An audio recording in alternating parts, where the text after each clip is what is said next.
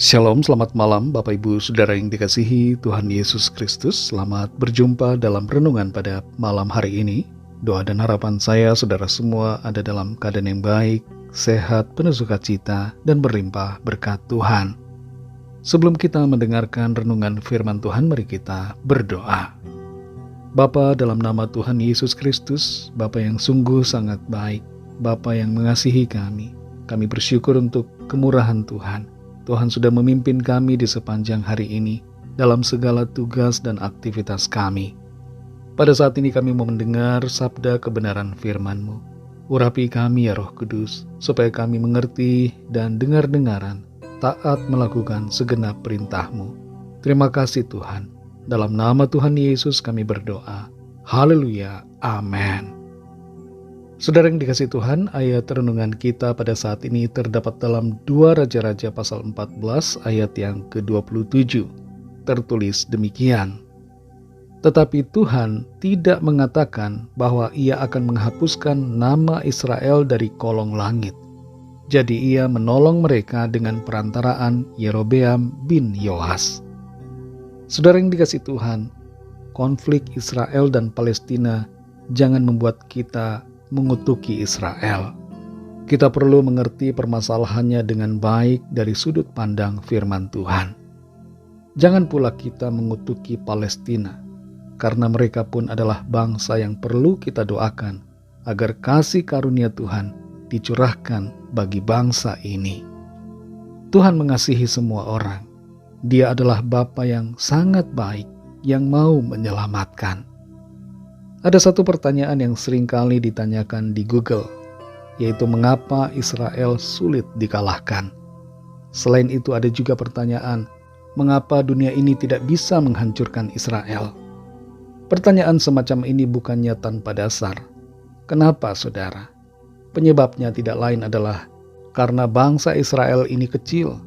Wilayahnya begitu kecil dibandingkan dengan wilayah negara-negara lain di sekitarnya yang memusuhinya. Dari segi jumlah penduduk, populasi bangsa Israel ini pun termasuk sangat kecil dibandingkan dengan populasi negara-negara yang memusuhinya. Kalau melihat dari perjalanan sejarah bangsa Israel ini, maka kita akan tercengang karena Israel melewati berbagai peperangan, konflik, dan pemusnahan massal yang begitu masif. Di zaman Nazi Jerman, terjadi Holocaust terhadap 6 juta orang Yahudi. Populasi warga negara Israel saja saat ini hanya sekitar 10 juta orang.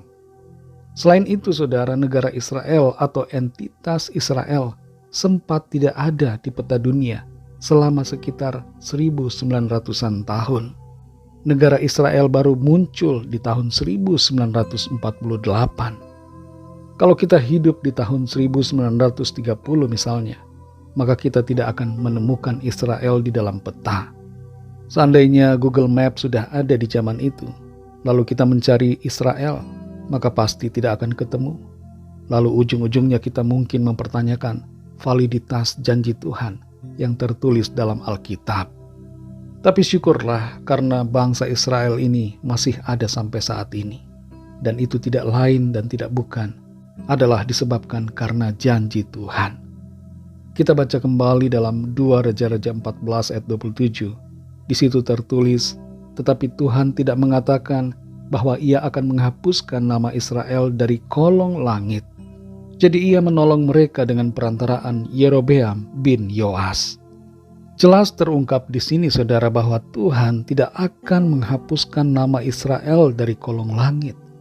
Karena Israel itu adalah bangsa pilihannya secara lahiriah. Dan kepada Israel Tuhan telah memberikan janjinya bahwa mereka akan tetap ada turun-temurun. Orang-orang atau bangsa-bangsa yang berusaha untuk memusnahkan Israel dapat disebut sedang melawan kehendak Tuhan. Bayangkan saudara, kalau bangsa dan negara Israel tidak ada di peta, iblis akan tertawa karena ternyata Tuhan tidak dapat menepati janjinya. Dan akan semakin banyak orang yang sudah skeptis, semakin skeptis lagi terhadap Tuhan dan firman-Nya, dan akan mengejek Tuhan dan mengolok-olok firman-Nya serta mendiskreditkan Alkitab.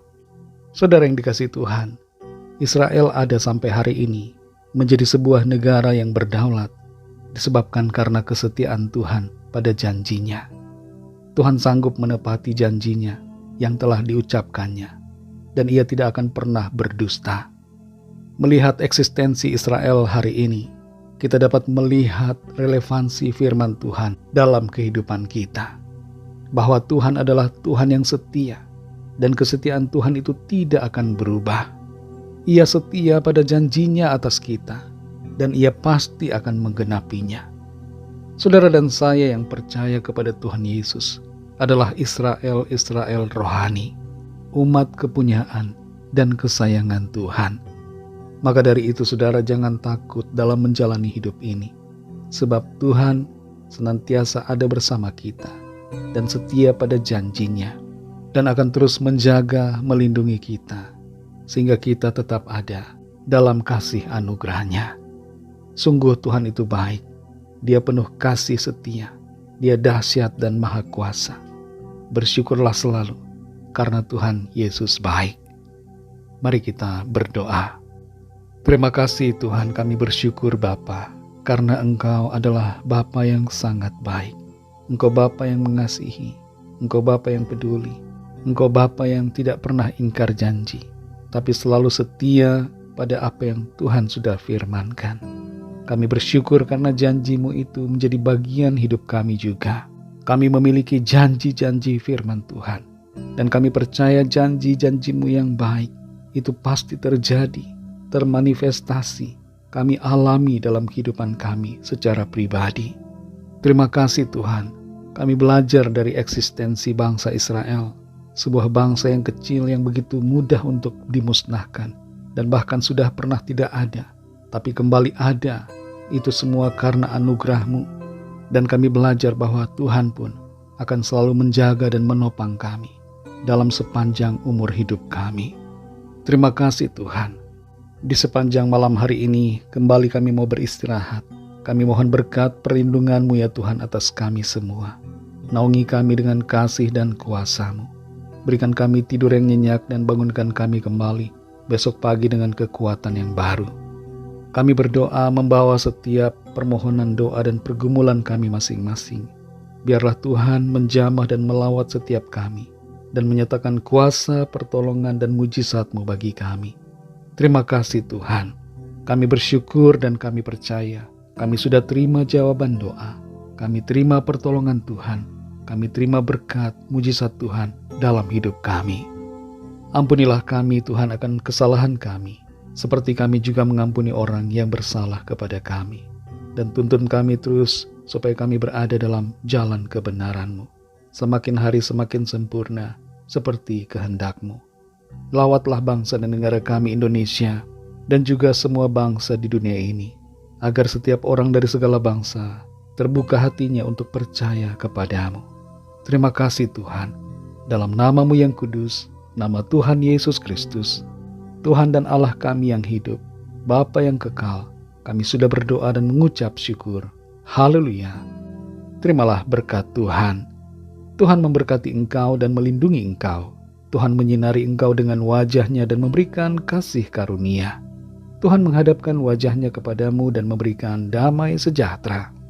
Berkat anugerah dari Bapa Surgawi, kasih karunia dari Tuhan Yesus Kristus, dalam persekutuan dengan Roh Kudus, menyertai kita semua sekarang ini dan sampai selama-lamanya. Dalam berkat nama Tuhan Yesus Kristus. Haleluya. Amin. Puji Tuhan, saudara yang dikasihi Tuhan, saya percaya firman Tuhan menjadi berkat dan kekuatan buat saudara semua, dan Roh Kudus akan menolong saudara untuk lebih lagi memahami kebenaran firman Tuhan. Tuhan Yesus memberkati saudara semua. Sampai jumpa dalam renungan yang berikutnya. Haleluya.